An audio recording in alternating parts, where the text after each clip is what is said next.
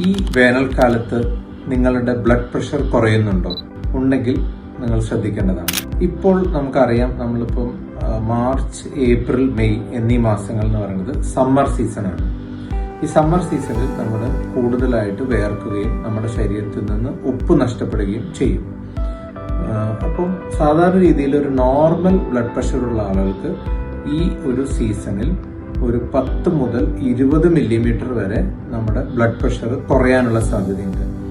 അതുപോലെ തന്നെ നമ്മൾ BP മെഡിസിൻസ് കഴിക്കുന്ന ആളുകളാണെങ്കിൽ ചിലപ്പോൾ BP നമ്മൾ മുമ്പുണ്ടായിരുന്നതിനേക്കാളും കുറച്ചും കൂടി കുറവായിട്ട് കാണപ്പെടാനുള്ള സാധ്യതയുണ്ട്. സാധാരണ അളവിനേക്കാളും മുമ്പുണ്ടായിരുന്ന കൺട്രോളിനേക്കാളും ചിലപ്പോൾ താഴെ വരുന്നതായിട്ടും കാണാനായിട്ട് സാധിക്കും. അപ്പോൾ നമ്മൾ ചെക്ക് ചെയ്യുമ്പോൾ നമ്മളത് പേടിക്കേണ്ട ആവശ്യമില്ല. അത് ഇപ്പോഴത്തെ ഒരു ക്ലൈമറ്റിന്റെ പ്രത്യേകത കൊണ്ടാണ് ഈ BP കുറയുന്നത്. നോർമലി ഈ ഒരു സമയമാകുമ്പോൾ നമ്മുടെ ഈ ഒരു ക്ലൈമറ്റിൽ ഒരു 10 to 20 millimetres of blood pressure എല്ലാവർക്കും കുറയാനായിട്ട് കാണുന്നുണ്ട്.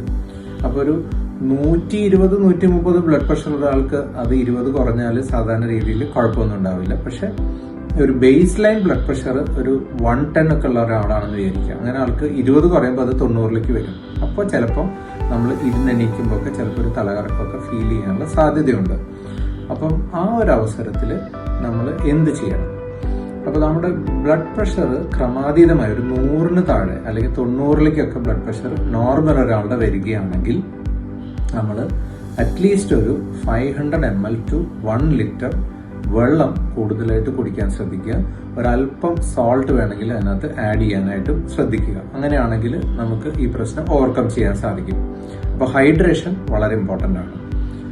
2, നമ്മൾ BP മെഡിസിൻസ് കഴിക്കുന്ന ആളുകളാണെന്ന് വിചാരിക്കുക. BP മെഡിസിൻ കഴിക്കുന്ന ആളുകൾ പലപ്പോഴും ഇങ്ങനത്തെ ഒരു അവസ്ഥ വരികയാണെങ്കിൽ ഈ സമയത്ത് വേണമെങ്കിൽ ബ്ലഡ് പ്രഷർ മെഡിസിൻസിന്റെ ഡോസ് വേണമെങ്കിൽ നമ്മുടെ ഡോക്ടറുടെ നിർദ്ദേശപ്രകാരം ഒരല്പം കുറയ്ക്കാനായിട്ട് വേണമെങ്കിൽ പറ്റും. ഒരുപാട് കുറഞ്ഞാൽ മാത്രമേ അതിന്റെ ആവശ്യമുള്ളൂ. അല്ലെങ്കിൽ ഈ ഹൈഡ്രേഷൻ നമ്മൾ ശ്രദ്ധിച്ചു കഴിഞ്ഞാൽ മിക്കവാറും ആ പ്രശ്നം മാറിപ്പോകും. ചില ആളുകൾക്ക് പക്ഷെ നമുക്കിപ്പോൾ ഒരു ഹാർട്ടിന്റെ പമ്പിങ് അങ്ങനെയുള്ള കുറവുള്ള ആളുകളൊക്കെ ആണെങ്കിൽ നമുക്ക് ഒരുപാട് വെള്ളം പലപ്പോഴും കുടിക്കാൻ പറ്റില്ല. അവർക്ക് വെള്ളത്തിന് റെസ്ട്രിക്ഷൻ ഉണ്ടാവും. ചിലപ്പോൾ കിഡ്നി പ്രോബ്ലം ഉള്ള ആളുകൾക്കും വെള്ളം കുടിക്കാനായിട്ട് റെസ്ട്രിക്ഷൻ ഉണ്ടാവാൻ സാധ്യതയുണ്ട്. അങ്ങനെയുള്ള ആളുകൾക്ക് ആ ഒരു സമയത്ത് BP കുറയുന്നുണ്ടെങ്കിൽ BP മെഡിസിൻസ് നമ്മൾ കുറച്ച് കൊടുക്കാറുണ്ട്. അപ്പം ഒരു ഡോക്ടറുടെ നിർദ്ദേശപ്രകാരം മാത്രം മരുന്ന് കുറച്ചാൽ മതി.